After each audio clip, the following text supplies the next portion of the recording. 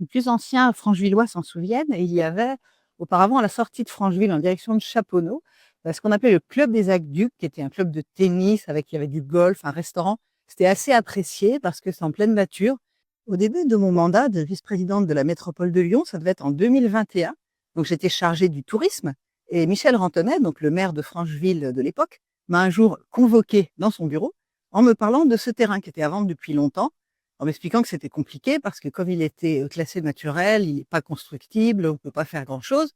Et il voulait y construire un hôtel, il fallait trouver quelqu'un pour construire un hôtel, et il voulait que la métropole déclasse au PLU ce terrain pour qu'il devienne constructible au lieu d'être un terrain naturel. Donc je lui avais dit à l'époque que ça me paraissait totalement impossible.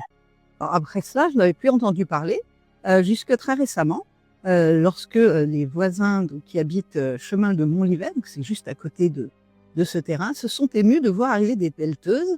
Et renseignement pris, apparemment, ce terrain a été vendu, mais même il a été vendu en 2022. Et c'est seulement en 2026, juste après les élections métropolitaines, que les travaux semblent commencer. On n'a vu aucune trace de permis de construire, il n'y a pas d'affichage nulle part, il n'y a rien du tout. Faut savoir que les acquéreurs de ce terrain, c'est 3 hommes d'affaires lyonnais bien connus, dont Laurent Fiard. Alors Laurent Fiard, vous le voyez là sur cette photo, c'est un des premiers soutiens de Jean-Michel Aulas aux élections précédentes. Le problème de ce terrain, c'est qu'il est classé N2 au PLUH et que donc il n'est pas constructible et c'est vraiment un terrain qui est censé avoir une vocation naturelle. Donc il s'agit d'un projet qui comporte des paddles, des tennis, quelque chose d'assez haut de gamme, mais qui ne paraît pas très compatible avec les équipements actuels. Alors, il y a 2 sujets. La mairie de Francheville va-t-elle délivrer un permis de construire pour cet aménagement?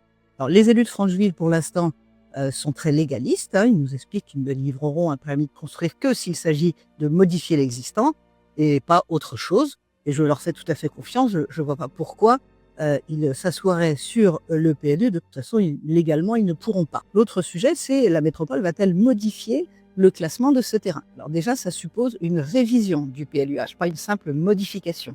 Et quand il s'agit d'un terrain classé N2, c'est très encadré. Il faut une enquête publique et il faut que ce soit pour un projet d'intérêt général. Ce projet est-il d'intérêt général? Je pose la question. Donc voilà, on en est là. On ne va pas faire de procès d'intention, on ne va pas être paranoïaque. Aujourd'hui, la mairie de Francheville, à ma connaissance, n'a pas délivré de permis de construire. Je crois que même pas qu'il y ait eu de demande. Elle a été assez ferme avec les propriétaires.